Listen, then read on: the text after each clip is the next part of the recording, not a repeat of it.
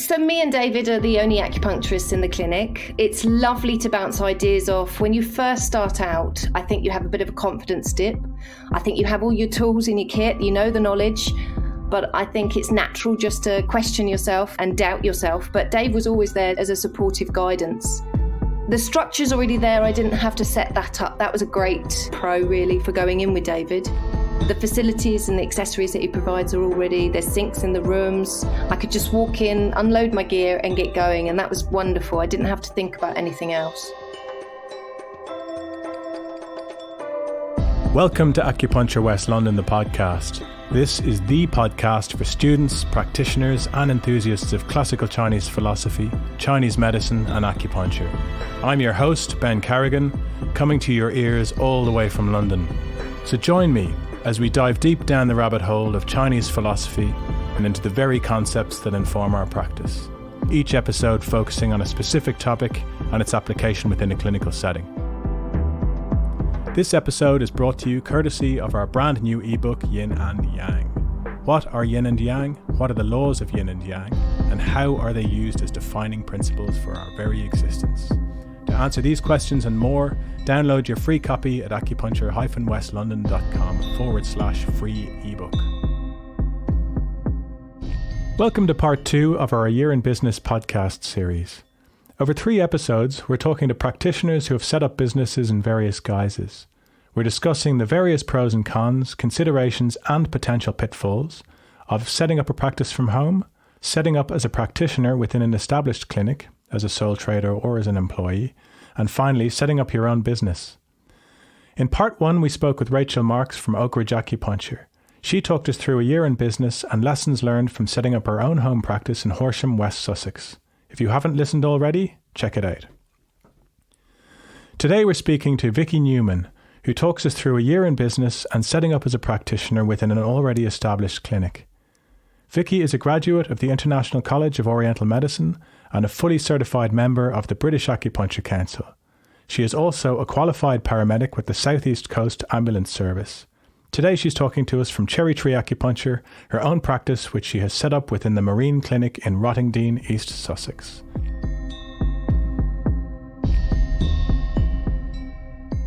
Hi Vicky, thanks for joining us today. Hi Ben, thank you for inviting me. That's really kind of you. Pleasure. So I guess let's get stuck in. Okie dokie. So what were the factors in deciding to set up as a practitioner within an established clinic? So it kind of came quite naturally for me. I had Dave Bennett down in Rottingdean, who was my acupuncturist, and we built up such a lovely friendship that when he found out I was going to college to do acupuncture, he kind of said, there's always a space for you here, which I absolutely loved. It was really reassuring to know that I could go somewhere and there was somewhere that was already set up for me and ready to kind of go. So I fell into it more than anything. I always wanted a space at home, but I just don't feel like I was ready for it there and then. So I'm really happy with where it went. Sure. And you mentioned David Bennett, who you're working with now. Was he a factor, because I know for myself, I went to see Adrian Stoddart in Southfield, and he's the reason I started acupuncture in the first place. So did you have a charge or inspiration like that? I did completely, yes. I obviously went to Dave for many back complaints that I had. Having worked in the ambulance service for so long, it's quite common. We got talking and I always wanted to keep my medicine up. I'd never wanted to lose my medicine, but I wanted to have my own business and do a therapy that could help other people. Having found acupuncture, I wanted to learn a little bit more about how it worked. So I looked into it, found it was so intriguing to learn. I wanted to learn more, so I booked on a course and off I went. And Dave was so excited when I told him so. It was really good. Yeah, that's where I found myself. And did you look into various different colleges at the time, or did you just go straight to ICOM? For me, it was difficult because I have a young family. Me and my husband are both in the ambulance service. We do opposite shifts, and we don't have any grandparent help with childcare. So time limitation kind of stopped me. I did look at a couple of universities in London. I went to ICOM though, and I fell in love with it. I love that small, intimate college rather than a big faceless number college that you find in London. It suited me more. Sure, because you have a couple of degrees, isn't that right? I have quite a plethora of degrees. I'm collecting them. I started off in my youth, I did a tourism management degree, not knowing quite what I wanted to do in life. Oh, did you? I didn't know that. Yeah. And then I found myself doing all the in-house degrees that you have to do to become a paramedic nowadays. So I did a foundation degree. Then I did my BSc in healthcare science for the paramedic practitioner degree. And now I've got my acupuncture degree. So yeah, I'm collecting them as I go. Great. And when you first had acupuncture with David, was that right? Yes, that's right. Yeah. Not long before you started studying. So you didn't have any childhood experience or, like I had acupuncture, I guess, when I was maybe 7 or 8 for hay fever, and I didn't resonate with it at all, really. I didn't feel it did much. No. And I guess I was quite skeptical about it as well growing up. And it was only when I had that breakthrough myself with it that I decided to study. Yeah. So how were you with that? Did you find that you resonated with it straight away, or did you think this is mad science, or were you skeptical about it, or how did it work for you specifically? I think because I'm so Western medicine led in my past, everything is quite black and white. I couldn't understand when a friend of mine said, have you tried acupuncture? When I went, the results were instantaneous, and it didn't just sort my back out.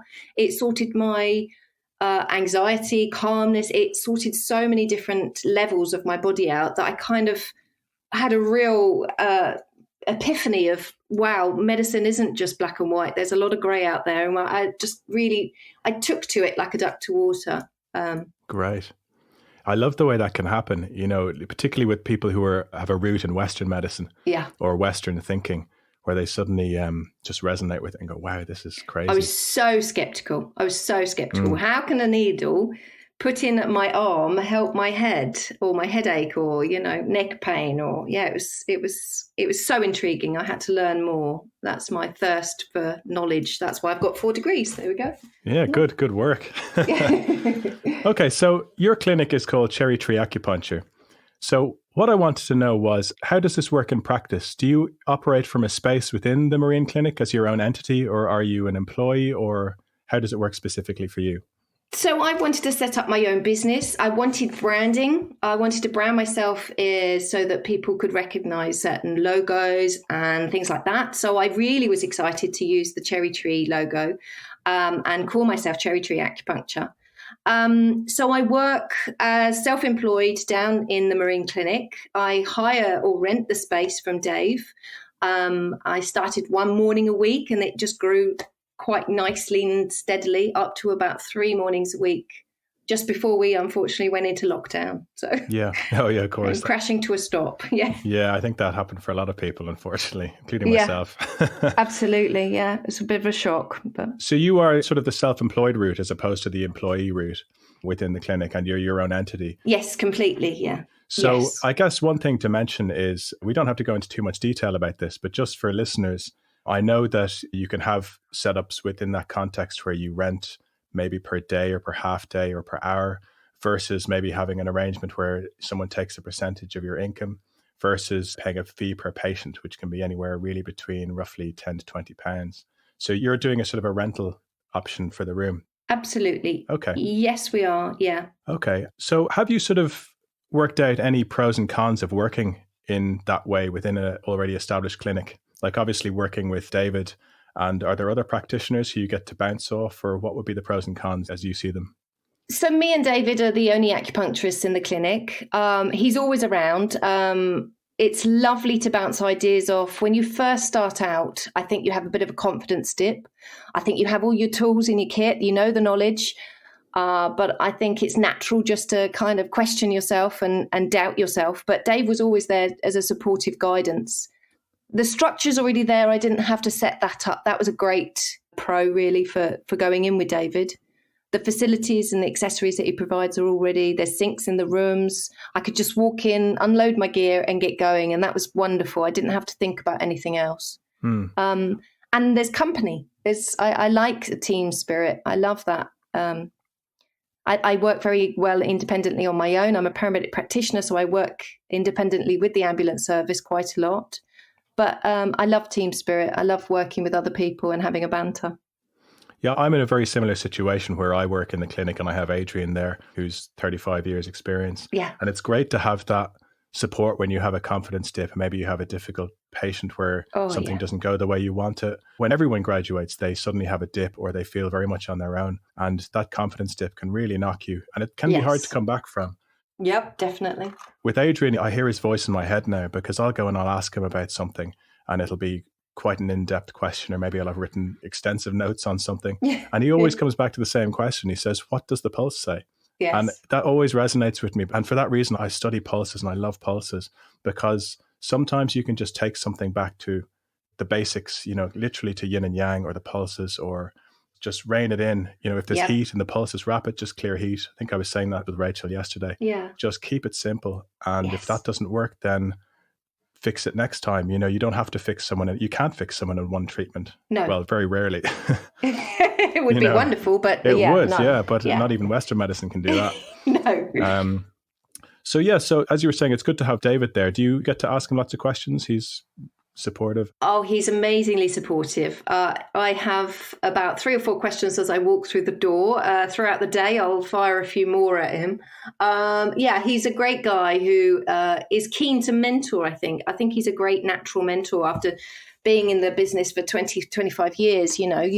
There's not much you don't know, I imagine. But, David's practice is very different to me. His training is very different. He's Leamington Spa trained. He's 5-element.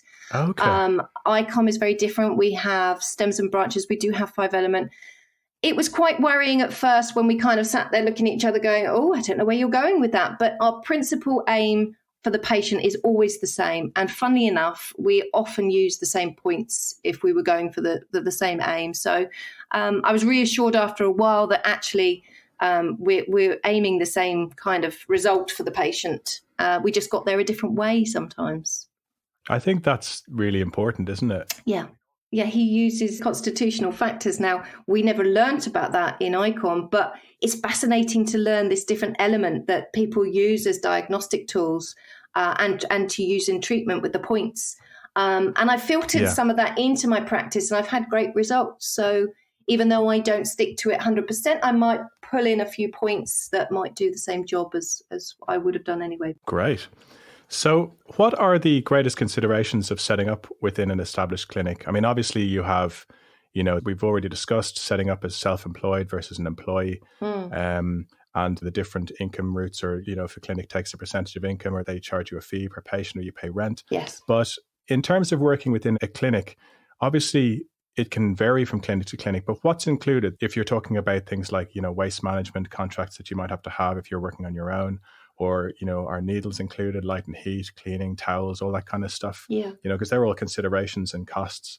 Yes, absolutely. So I get the room, I get the couch, I get all the couch roll, I get the cleaning that needs to be done in the rooms. What else do I get? Let me think.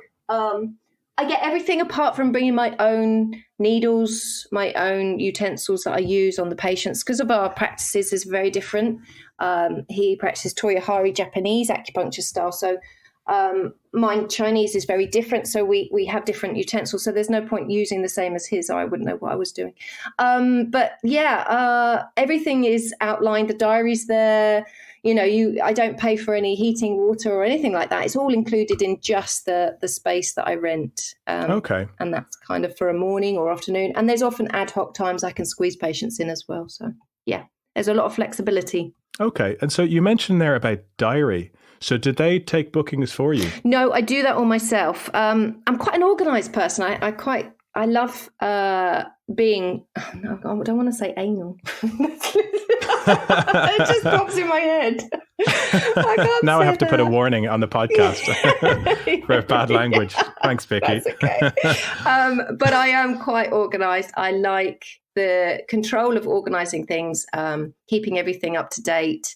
We have a diary, and this is where it gets quite interesting because I triple check everything. When I take a booking, I have to check the diary in the clinic.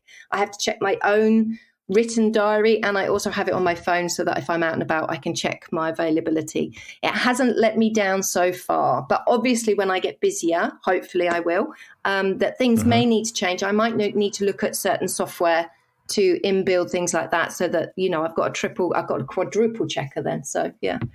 But at the moment, I'm quite happy. It's worked quite well. So okay. And in terms of receiving payment, do you take that yourself, or I assume if you've got your diary set that you take that directly? Absolutely. Yeah. Okay. The patient pays after their treatment.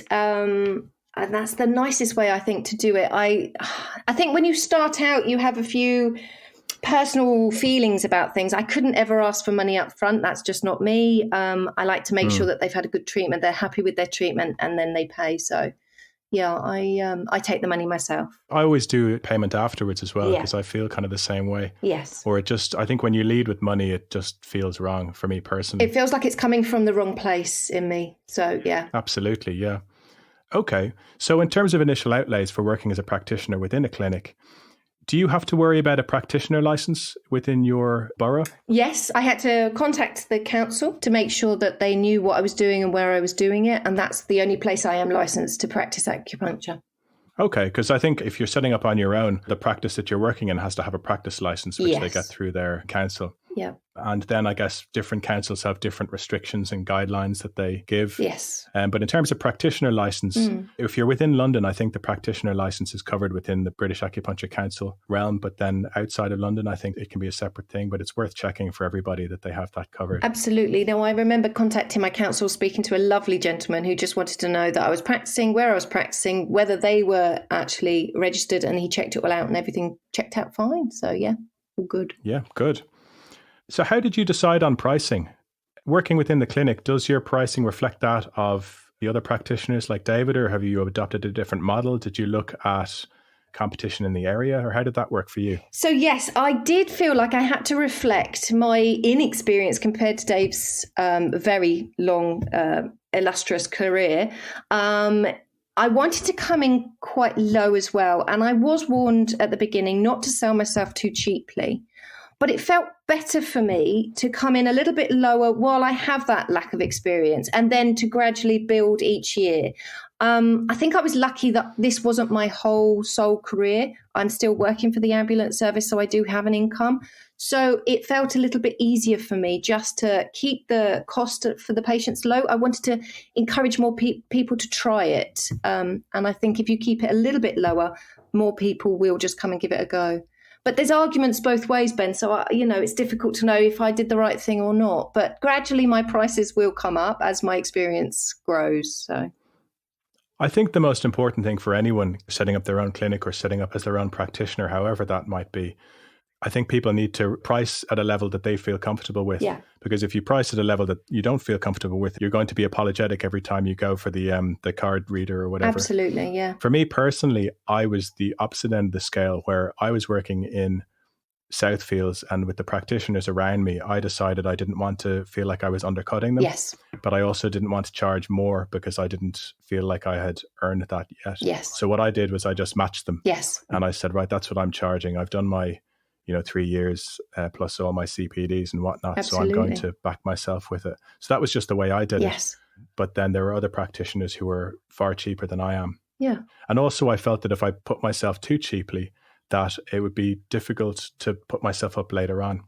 It depends really on the patient. Some people will balk at a £2 increase. Other people won't be bothered in the slightest. Absolutely, yeah. I know it's what you feel comfortable doing. And I must say, I'm the sort of person that money makes me cringe a little bit. I don't like it. It's very awkward to ask people for money. I know I've gone to university. I've studied this career. I'm out there doing it, and I need to be charging a good amount. But that's something that's within me. I think everyone has different feelings of how they feel about money. But yeah, I do struggle there. Yeah. But that will come with experience and a little bit more.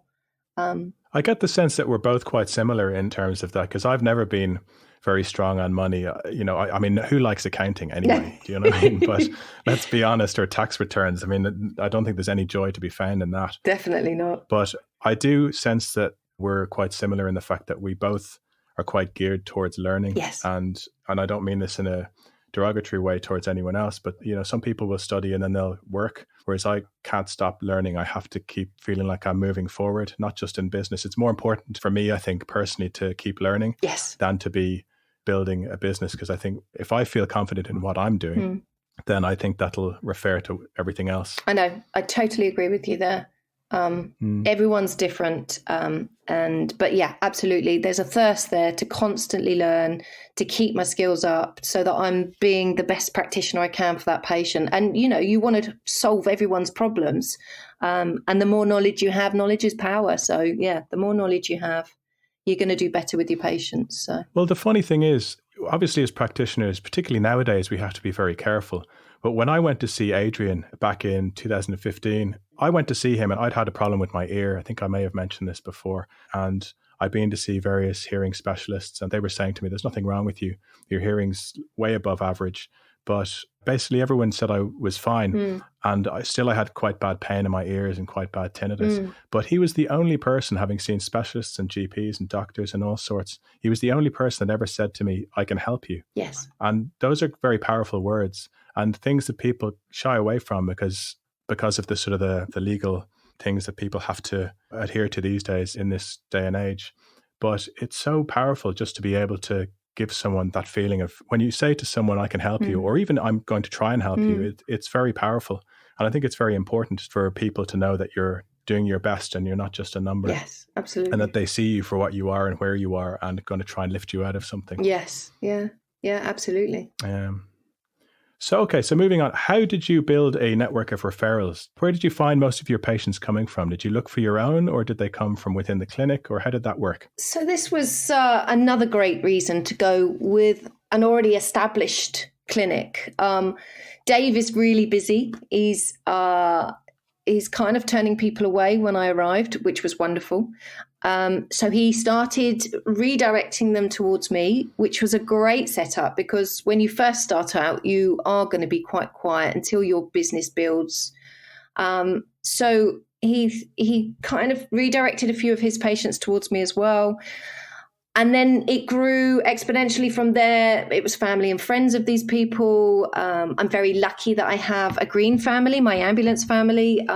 They were very keen to find out how my learning was going throughout the 3 years. And they were knocking up my door as soon as I'd qualified to come and try it for themselves. So I've had quite a few people from the ambulance service as well. So yeah, I mean, I've been really lucky. That Dave was so busy and he redirected so many my way. We had a referral fee that I he charged me, which was absolutely fine. That's a good thing to touch on, actually. Yeah, referral fees and that kind of thing. In terms of setting up within the clinic, what do you feel has worked really well and what hasn't worked so well? Or what would you have done differently in hindsight? What would I have done differently? Not an awful lot, to be fair. I still feel so brand new. I can't really reflect on too much. I know getting my website sorted, getting posters and leaflets at the very beginning was good to get those done so that people ask you just got something to provide them, business cards, things like that. Get that started straight away.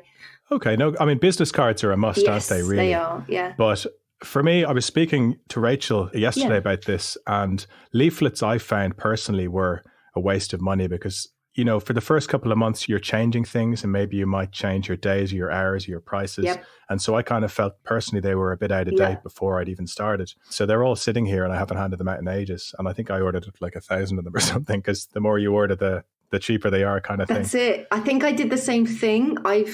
I've got quite a bundle at work still. Maybe you're right. Maybe not getting the leaflets done, but I've done a couple of well-being days in local town halls, and they were brilliant. And I just stood there handing out leaflets, and people were more than happy to take them. And it was a great way of kind of introducing myself and having a product to give them. Yeah. This day and age, it did feel a little bit uncomfortable because we're all trying to do our bit for the environment. I think that's good, though. If you're using them quite quickly for an event or something, I think they're a very good idea. Yeah. I think putting hours and prices on them maybe is difficult, though, because people will kind of go, I have a leaflet from 6 months ago and it has this price on it. And then you're prepared for some sort of an argument or people expecting a discount of sorts or something. Yeah. But then in terms of other things like advertising, is there anything you've focused on? I mean, obviously the website is a huge and horrendous beast that needs to be managed at some point for all of us. But anything else that you did, like advertising or Google or Microsoft, anything like that? So Ben, with all this university degrees that I've got, my PC skills are very minimal. it came to building a website, and I attempted it but didn't get very far. And I just thought, you know what, it's better to get it done professionally. So I did go with that idea. I got it done professionally. I still pay him a little bit each month, only very minimal amount, just to keep it topped up, keep things changing, keep things regular, updating blogs, things like that. So that was a massive investment at the very beginning. But for someone who's PC illiterate, it was the best thing for me. And I had that breath, that exhalation of, thank God I don't have to kind of sit here and work through it, because that would have been mind-numbing for me, I think. Yeah. Advertising, I'm on Google Business. I obviously wanted to get on the map straight away, but I don't think my website is that strong, so I'm not very good at keeping high in the ranks. And I didn't really find that I needed to do much more advertising. My referrals came in, my patients came in, they came into a clinic and asked, so I gained some that way. So I know at some point I'm going to have to look at my advertising and marketing, but at the moment I'm happy where I'm at. So social media is another bugbear for me. I didn't realize how much social media presence was a real shock to me. I am on Facebook, but that was about it, and I wasn't very good at it. I'm a bit of a voyeur rather than a blogger or anything like that. I just like reading about other people's situations rather than posting stuff myself. So when it came to social media, it was a real struggle for me to think that I had to build so many platforms and keep them all up to date, keep them, keeping some interest out there. But I think you've got to find a balance that you're comfortable with being out there in the world, but not being in everyone's faces. I think too much social media presence can become quite negative and annoying. It can. I hate being bombarded by people all the time selling me this, selling me that. I didn't want that for my business. And I'm lucky enough that I don't actually need it. So at the moment, who knows? Yeah, no, I totally agree with you. I was saying to Rachel yesterday, I'm not a fan of social media. No. Coming from a tech background with all the music and audio background, I know about it and I know how to kind of use it, but I don't enjoy it because I think it's time consuming and it's just mentally exhausting. It is, yeah. I've spent time on my website and I designed my own website through WordPress, which is really time consuming. Yeah. And it means you have to update it all. And every time you do an update, you have to be prepared for glitches that need to be fixed, or something doesn't load properly, or your booking form doesn't work. And that can be really stressful, actually. Yeah. And the social media, because I'm in an area of London that's very competitive, I've concentrated very hard on the social media aspect and backlinks to my website. And, it's one of the reasons for doing the podcast, actually, is to get high quality backlinks from Apple and Spotify and Google and everything. And then being able to learn as well. Yeah. And create a sort of a community and build the brand of my clinic as well. That's it. So that's kind of the way I went around it. I did Google advertising, which wasn't successful for me because it was expensive. Yeah, you've got to keep an eye on it. Yeah, absolutely. You can end up spending quite a lot on advertising. I did the same as you. I did a little Google ad.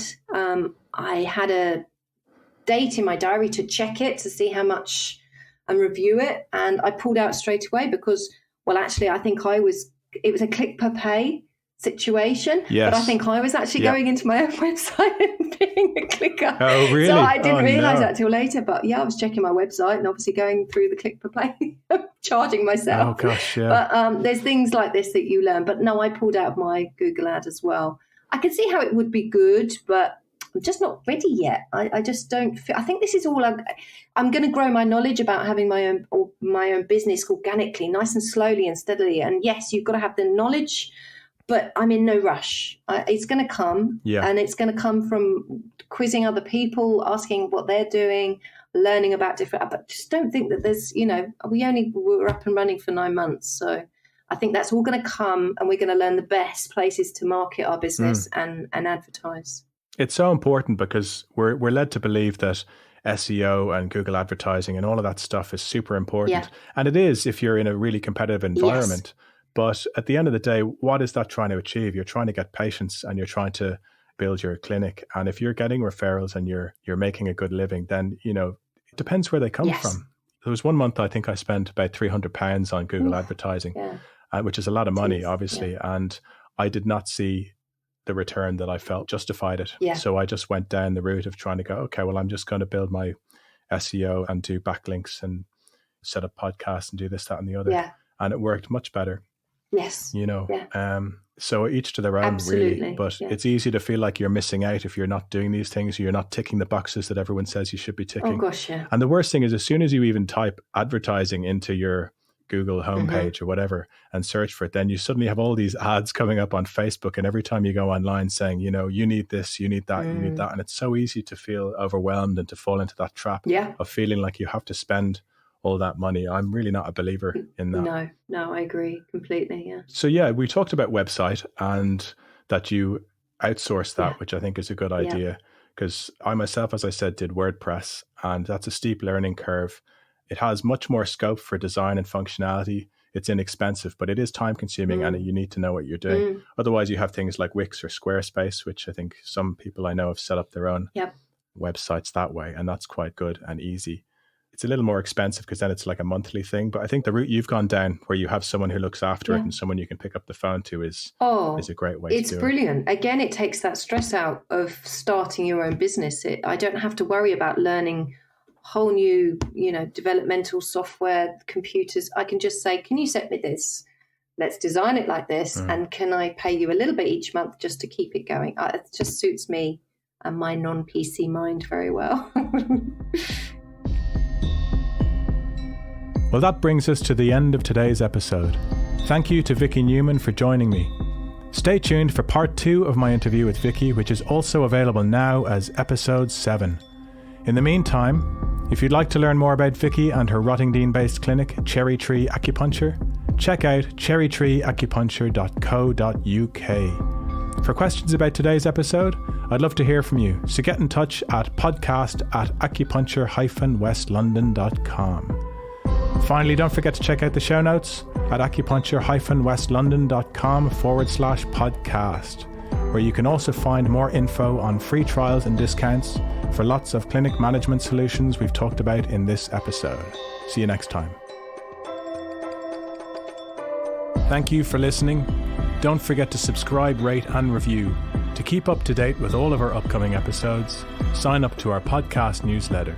By doing so, you'll get your very own copy of my brand new ebook, Yin and Yang. Check out acupuncture-westlondon.com/free ebook. See you next time.